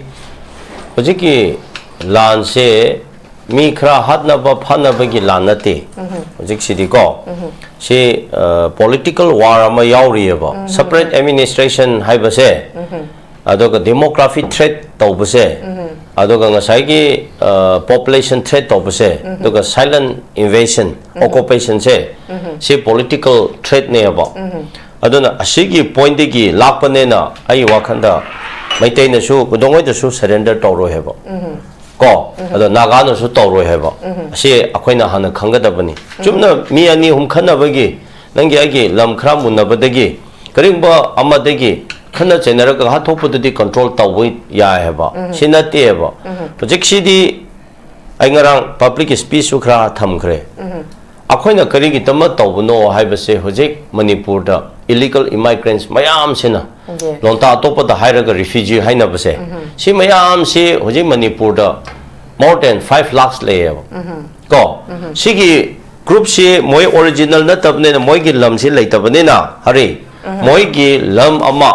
moi se semka sakat ninge haba adana forcefully nampu sasonda moi so lam se tawraga by anyhow any means tawraga lam mulaga moi gi jurisdiction ama adoga moi gi ngasai gi area ama occupation ama tawraga semkat ningbegi madugi timing do lakpane haba madu kadai haurok pra hairaga 1973 da manipur da 1500 families households se refugee leirame haba madu ki proof chap chan loina layaba madu kari no 1973 de pokai hokip na manipur ki mp oirame outer gi mana home da e chithiama e aba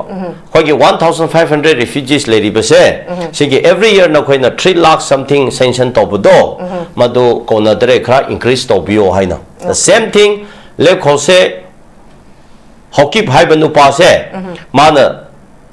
Burma Refugee Association Manipur ki oirame haba ko sigi chairman sin su same madu ki 1973 the chese e aba adumaina Oja Swisana MP mu oiba kanda ko 50 kaya no 7 adwai da oiba kanda moi na installment da refugee gi kaino gi status da installment da paisa se amount se phanglame heba chin aduna proof ne hairi budi masigi 1957 digi 73 ko masi 52 53 si da Burma da ku a chawma operation se lan se ma thoeba madugi refugee mayam se Manipur da haijal aba ado family oina 1500 haibase 1957 da 1500 leram ba haibase araiba thabana tene ko adugi mayam do madu hanjendri aba Manipur da dum leira khibane aba leira ga sumaina leira ga akhoi Manipur gi mina de naga ga maitei sen naga maitei marakta politics tonaraga akhoi ada disunity am leram ba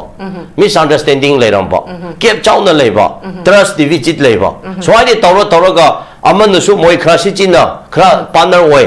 ko aduga moina su adugi taw aduga naga su maina chingla tawro da chahi kuina politics se tawra khreaba madugi result de madugi example de ip gi harakanda kuki jo gi mla se only 1 2 3 leirame 3 digi hujik 10 kara khreaba naga na 14 digi 10 leiramba do hujik na 10 lay khreaba natra adu moi gi na 3 leiramba do na 10 ka khreaba and what is this ko asina proof ne aba se sina proof ni alwaina madugi both 1957 53 1974 73 da high river refugee lerak pa 1500 mayam sigi hojik manipur da madugi khun se lam se tapam leita dana naga gi mafam khra da list da haje example oina lelo wifi se leiram ban na te ne konsa khulde gi list da laraga leibane ne adong ba ukhul da chandel da tamelon da sanapati da mayam leiri aba kapopi da ko high river se da adoga moi khundu chapiro kampopi da phejol da chandel tenopa chapakanda established 1975 82 85 haiba mayam layaba 1990 phobo da go after adu da established sina takpane ba aduga hojek khun more than 900 hena village unrecognized lady ba natra sigi pot si da proof ne hajari ba adu da masi mayam se hojek ti laraga si leibane na madudegi di kana muka moi tribe se recognize to the batarade moi ke problem se mar da su paite da su amada su na pasu ya da ba adu lak moi se amada naglaga refugee oina tum lak padu da last da any cookie tribe hai ba se ama akhoi st da masi recognize to hoda batara di hayeng akhoi se refugee oina dum lai bada yara roi hai khangmagi masi takna tan masi land torok padegi naga ga kuki ga so 90s the land thokre ko madudi tora ga 2003 da 2003 da ko any kuki tribe hai se manipur gi ST list the serial number 34 da yaw khre ko yang bi go akhoi gi politics se adu da kana na government parliament kadana chief minister oirami haibase akhoi di kauthoebo sini ko madu de yobode gi di any kuki tribe lebode gi di madu gi certificate na maram oiraga mayam de gi mayam amo haijal lebo masai gi 1500 leram bade gi akhoi de sid di naina de ba masi di khang de ba lan do do maite ani hat khiba gi tamakta sum laman khuna ba gi lan oina laweba na te ba naga na stand tori akhoi na ngasi lan lai haibase madu gi mi hat padu gi no te ba mi du di yana daragate tum hana khibal lai khigni abo hariba asigi poche si poche lay abo ado hojekti illegal immigrants refugees singse akhoi deport togadabani takthokadabani manipuri lothokadabani haibegi khonjala ma changba kanda masi NRC tawkhrdi 1951 dagi oigera 1961 dagi oigera base year se tawba kanda akhoi mayam se taktholani haibani abo haptabi ko masi taktholak kanda akhoi de amuk leifam leroi Burma da hanba tare haibedegi adodi masi laktringe da akhoi gi administration zone ama semka khrase create tawrase establish tawrase adona separate administration se cookie gi supremacy degi haurak laka asai gi cookie gi su da leriba nomai pai ba group militant hari mayam se ayamba leaders sing se Burma de lapa sing na oyaba phapta bi ko adona madugi potu da sanarak laka ngasi gi political gi war ama yaureba separate administration haibse ado lam laitaba mi duna separate administration ni badi ya de haba amarom da ko adubu by hook by force ta moise adugumba administration namagi autonomy ama lairaga lep khrdi moi lamdo maitena su bosi chupno munba ngamlaroi naga na su munba ngamramo aduga moina occupy to salibido moigi oirani adana masai kona lakpune haje mek sengla su ancestral land haina claim ka tawribedo sumaina potse lakpune hajari beneda madugi lane madu thoki gi he akhoi mi se se na de hari adana masi silent occupation tawrakpa invasion tawrakpa aduga ngasagi demographic threat tawrakpa challenge achauba lakpa degi maite na hojeki naga na madu nga thorakpane haba ko madu nga thorakpagi lane haba so masidi ilai na lobu yaro haba adu chumna ai sem oininge minister oine government paining ha dum oicharo adu city park taro ba batang ai adugi sem oininge chauninge cabinet oininge government sem da yauninge haiduna masi khangaba saraga peace lauraga peace lakhre purakre na mathakti gi paigenu haibni da mathak paib do soina tarakani ko makhada mi lairiye ngasai gi root cause mayam root cause to hojiki lan se sidi gine aduna kadai de peace la kada bano ha peace la pa se no NRC se to when cookies are surrendered before the Manipur state government when cookies are surrendered before the Nagas when cookies are surrendered before the Maites then only there will be a peace solution go but moi surrender su to tawning direba natra hojik mi kapta na hatana adune solution laite leroi peace leroi there will be never peace at all until unless if cookies are not surrendered before the Maites and the Nagas because this Manipur land belongs to the Nagas and the Maites and the original and the owner of this land are Maites and the Nagas so the Manipur state land owners see only this Maites and the Nagas. So until and unless if cookies are not surrendered before Maites and the Nagas, there will be never peace in this soil. Say chathona hai kya ba? Ado the peace lere. What kind of peace? I want to ask the Chief Minister and the Prime Minister and the Modi, the Honorable Home Minister and the Honorable Prime Minister. How do you think? And why? Both of you are remain silent till today. Our thousands life, lost because of this Manipur state. Our people stand for the state land, but the so-called these cookie militants and the terrorists, they came from the Burma, Myanmar. Please note down. There were 1,500 families refugees households in 1957 Yes. and 1973, that we have a record, that we have the document. Then why state government and the why central government remain silent? Why they remain silent? Because we have the proof document. So let me tell you very clearly today, Mrs. Hari, when cookies are surrendered before Nagas and the Meiteis, then there will be a peaceful solution. When the cookies are surrendered before the Meiteis and the Naga, there will be peace in Manipur. Otherwise, there will be no any road map or roadway to bring the peace.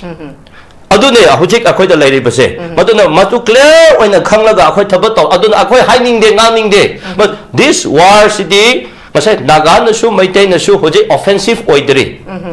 Meiteis, Nagas,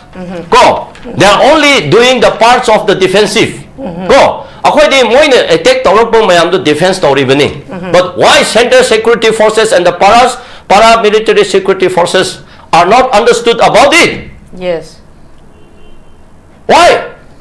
Aduna, I just want to, say here before the public domain, the central government, they are using this, the so-called cookie militants or the cookie terrorists as an appeasement, to oppress the Naga people and the Meitei people. Because here in this soil of the Manipur state, Meiteis and the Nagas are the owners, of this land. This, the so-called cookies, they came after only 1940s, 1930s in this soil. And there was a big, problem during, this 1952-53 in Myanmar. It was called Burma. There was a big, coup operation. So this, the so-called cookie people, they came up from the Myanmar as a refugee. Adune, what's the problem say? Oza sang marak abda thajage. Haji oza sang na thambiriba mayam si ngasi thoglaiba akhoi conflict sigi root cause 1957 1500 families refugees leiba adigi hojik 900 villages unrecognized leiba hariba khoi illegal immigrant mayam se leire habse khangna ngasai gi thanglin pau guite kai je Burma dagi Myanmar dagi chakane habse khanga bane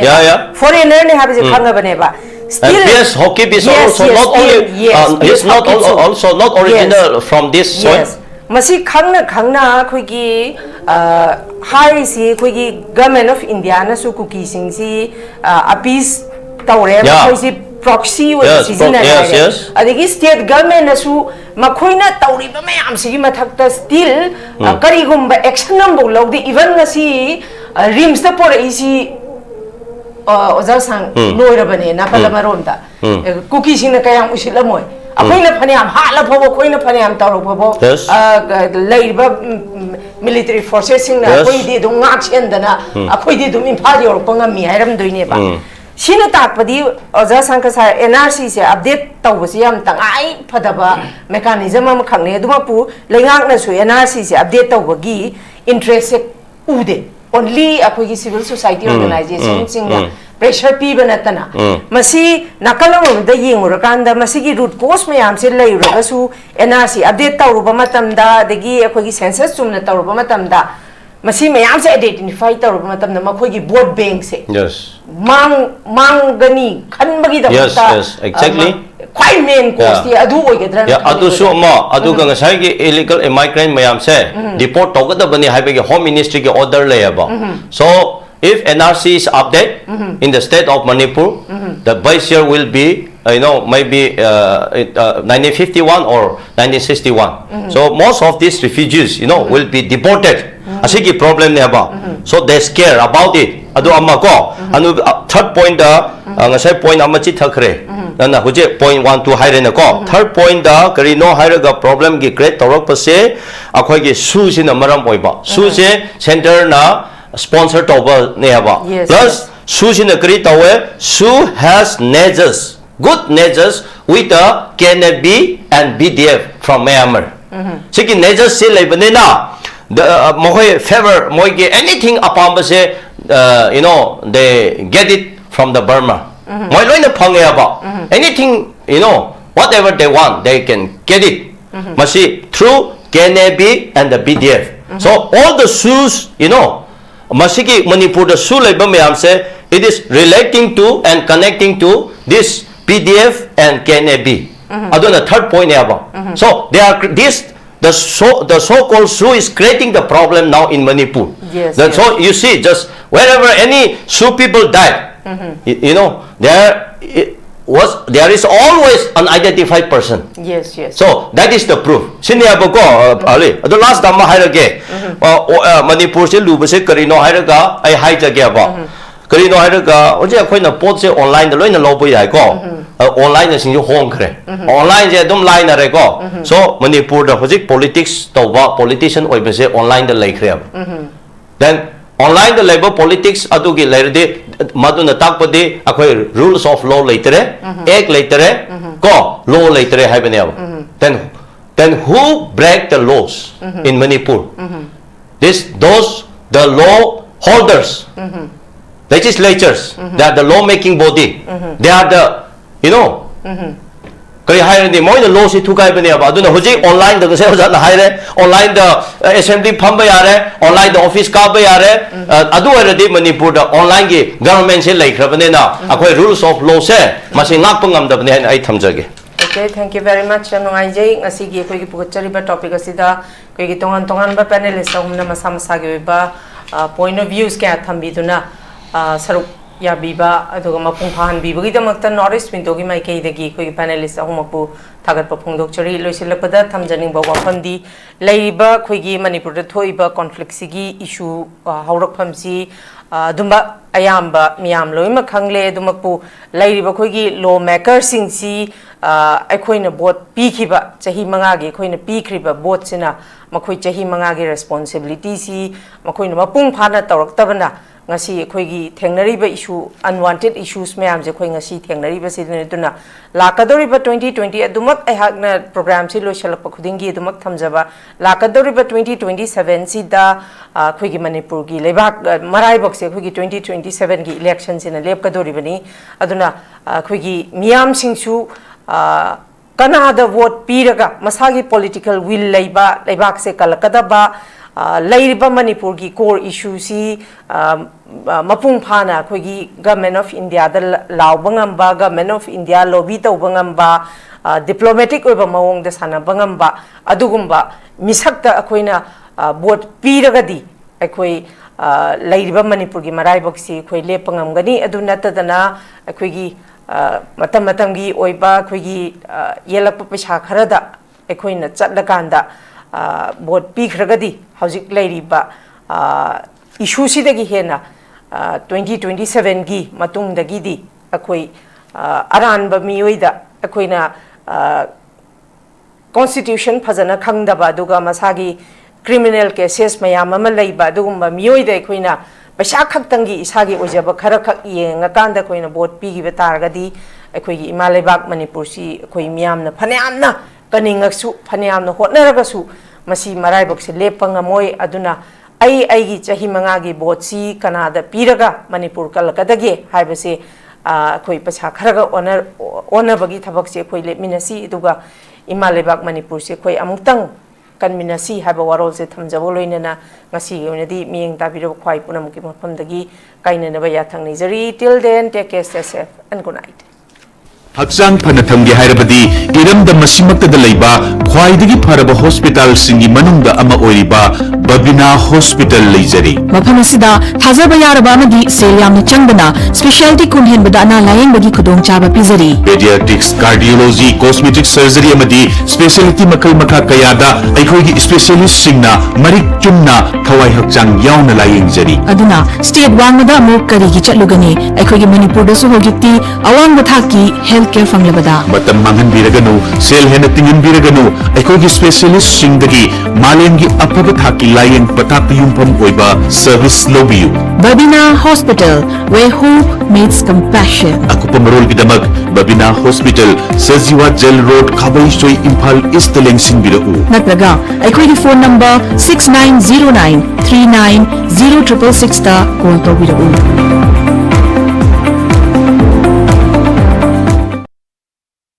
Sparkle Educational Service ki Career Counselor ki Female amasung Male ki ahangba post ani kauri. Educational Qualification MBA loiba oigadabani. Fresher amasung experience leiraba miyoi singna apply tawbiba yagani. Hena akupa marul kidamak 7005-063196 natragana 9366230077 da contact tawbirau natragana aikoigi office Sparkle Educational Service, 2nd floor, Northeast Window TV Building, Hata, New Tikon Road, Imphal East, Manipur da lingsin birau.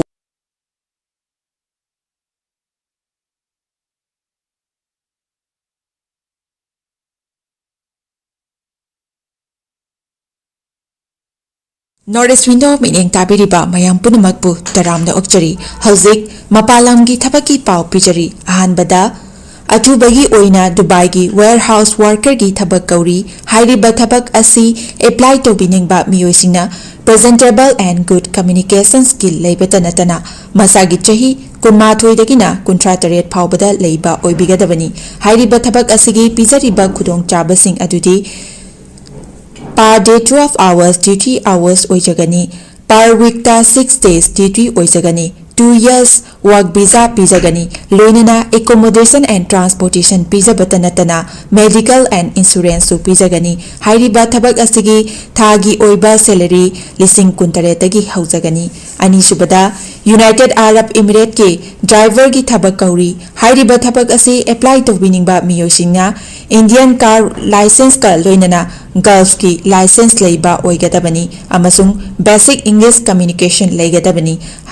Hairiba thabak asigi Indian license paibiba miyoisingi thagi oiba salary di lising yankhai dagi haujagani Gulf license paiba miyoisingi thagi oiba salary lising yankhai manga dagi haujagani ahum subada Beharan Water Park ki female retail staff tara kauri hairiba thabak asi apply to biningba miyoisingna retail experience leibaga loinana yamdrabada 165 cm ki changda wangba